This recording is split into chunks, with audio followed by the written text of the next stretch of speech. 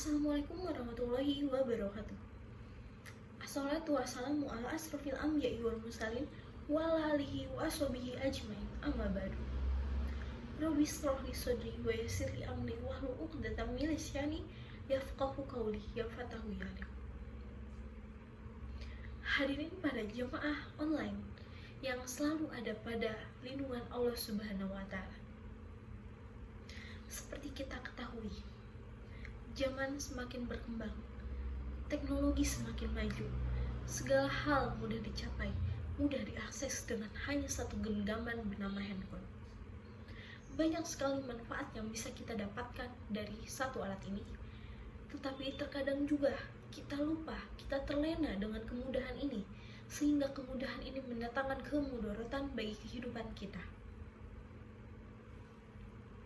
Hadirin yang berbahagia, hadirin yang selalu ada pada lindungan Allah Subhanahu wa taala. Jika kita berbicara tentang tren, tentang kemajuan zaman, saya di sini akan mengkritik sedikit tren yang sedang muncul, tren yang sedang beredar di kalangan luas. Tren yang bisa memunculkan kemudaratan, tren yang sedang dibicarakan oleh orang banyak. Tren itu memamerkan di mana ada seorang muslimah yang menggunakan pakaian yang amat sangat ketat, yang sedang berlenggak-lenggok menari ria di depan handphonenya dan diakses dan bisa dilihat oleh banyak orang. Dan kontennya ini banyak sekali menuai kontroversi bagi semua kaum muslimin. Hadirin para jemaah online yang insya Allah ada pada lindungan Allah, dimana siapa yang tidak kenal lagi dengan tren yang sedang beredar di masyarakat, terutama di kalangan muda-mudi, dimana ada seorang muslimah yang menggunakan pakaian ketat yang memamerkan lekuk tubuhnya dan ditonton oleh jutaan masyarakat, termasuk kaum Adam. Lantas, pakaian apa yang seharusnya dipakai oleh wanita? Pakaian apa yang pantas dipakai, dipergunakan sehari-hari bagi seorang wanita muslimah? Hadirin jemaah pengajian online yang insya Allah selalu ada pada rahmat Allah Subhanahu wa taala. Amin ya rabbal alamin. Dalam Quran surat Al-A'raf ayat 26 yang berbunyi, A'udzu billahi minasyaitonir rajim. Bismillahirrahmanirrahim. Ya bani Adam qad anzalna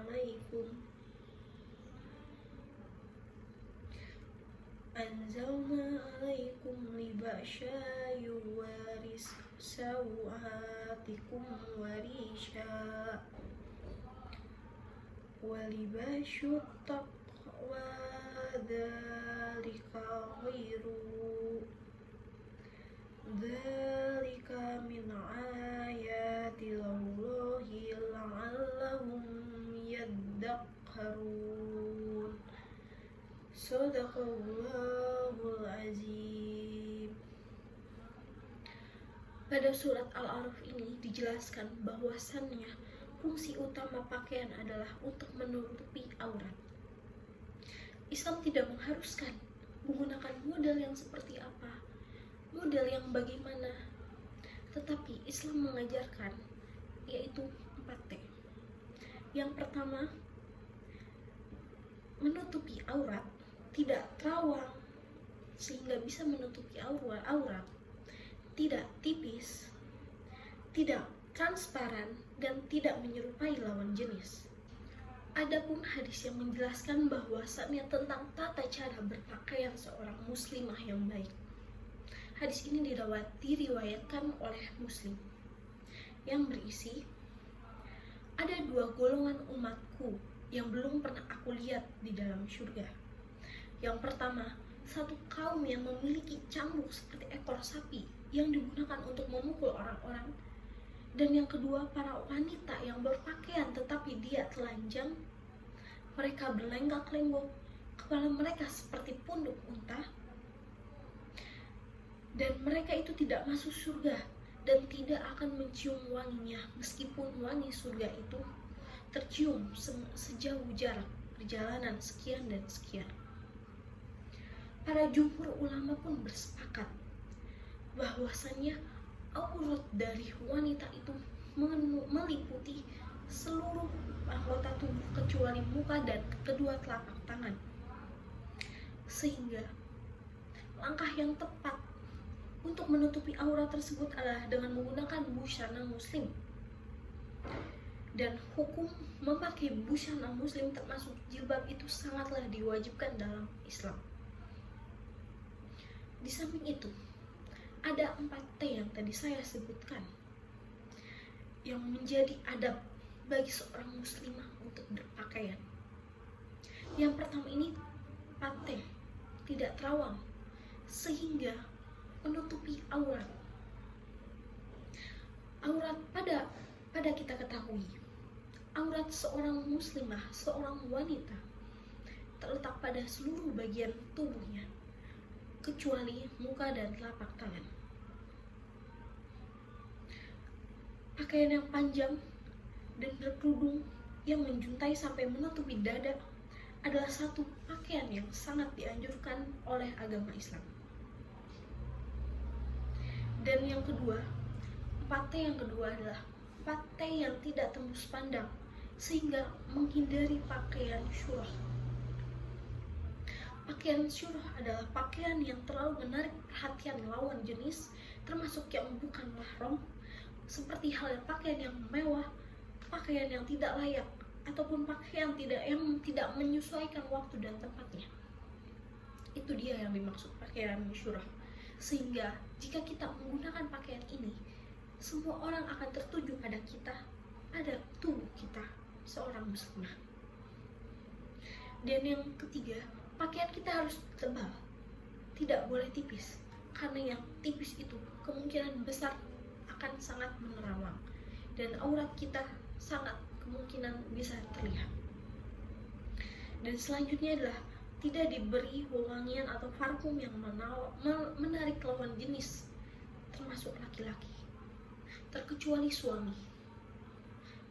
Menggunakan parfum dengan maksud untuk menarik lawan jenis itu termasuk hukumnya dosa, terkecuali para suami kita. Ketika kita sudah memiliki suami, kita menggunakan parfum itu bisa menjadi ladang pahala untuk kita, karena kita berpenampilan yang baik di depan suami kita. Dan selanjutnya adalah pakaian yang menyerupai pakaian laki-laki. Begitupun dengan laki-laki. Laki-laki yang menggunakan pakaian yang menyerupai wanita sangatlah tidak dianjurkan oleh dalam agama Islam. Dan selanjutnya adalah tidak menyerupai wanita kafir. Sebagaimana kita ketahui bersama bahwasannya orang kafir suka memamerkan lekukan-lekukan tubuh, lekukan-lekukan dari badan kita, memakai pakaian yang transparan, tidak peduli dengan penyerupaan wanita ataupun laki-laki. Mungkin sebagian dari orang bertanya-tanya, apa sih manfaat dari kita menjaga pakaiannya? Apa sih manfaat kita dari menutupi aurat ini? Apa hanya saja suruhan dari Allah Subhanahu wa Ta'ala tanpa ada manfaat? Tidak. Karena semua yang kita lakukan di sini memiliki manfaat untuk kita semua.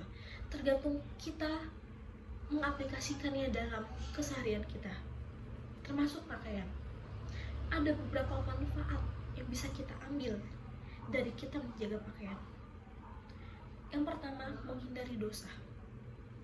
Aurat adalah satu hal yang wajib ditutupi karena menjadi perintah Allah Subhanahu wa Ta'ala. Dan apabila dilanggarnya, kita akan mendapatkan dosa. Dan yang kedua adalah menghindari timbulnya hawa nafsu bagi lawan jenis yang bukan mahram. Hawa nafsu seorang dapat timbul dari berbagai macam hal. Salah satunya dari badan yang tidak tertutupi, badan yang terlihat, lekukan badan yang bisa orang lain lihat.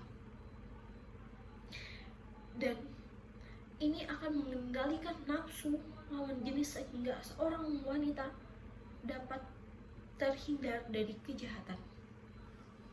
Dan yang ketiga adalah menutupi aib. Sebagaimana kita ketahui bahwa pakaian yang baik adalah pakaian yang menutupi.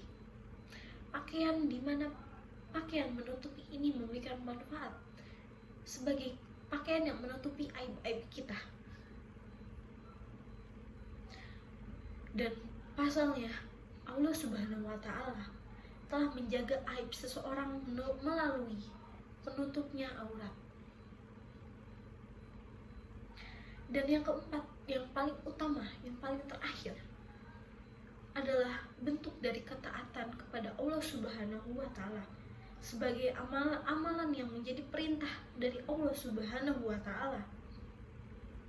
Dengan menunjukkan ketaatan kita kepada Sang Kuasa, bukan hanya mengikuti perintahnya dan menjauhi larangannya, dan kita akan mendapatkan keimanan yang tebal ketika kita menutupi aurat kita. Hadirin jemaah pengajian online yang insya Allah selalu ada pada jalan yang benar, kita sebagai seorang muslim wajib hukumnya untuk menjaga aurat kita secara langsung ataupun secara tidak langsung, seperti halnya dalam media sosial. Karena pada dasarnya semua yang kita lakukan untuk diri kita akan diminta pertanggungjawabannya kelak di akhirat.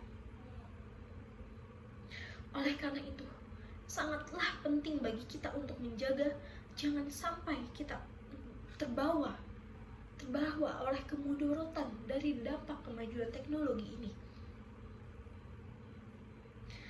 Dan juga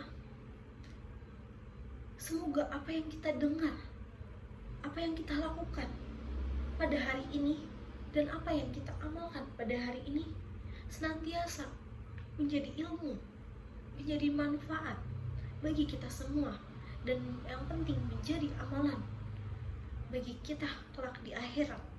Amin ya robbal alamin.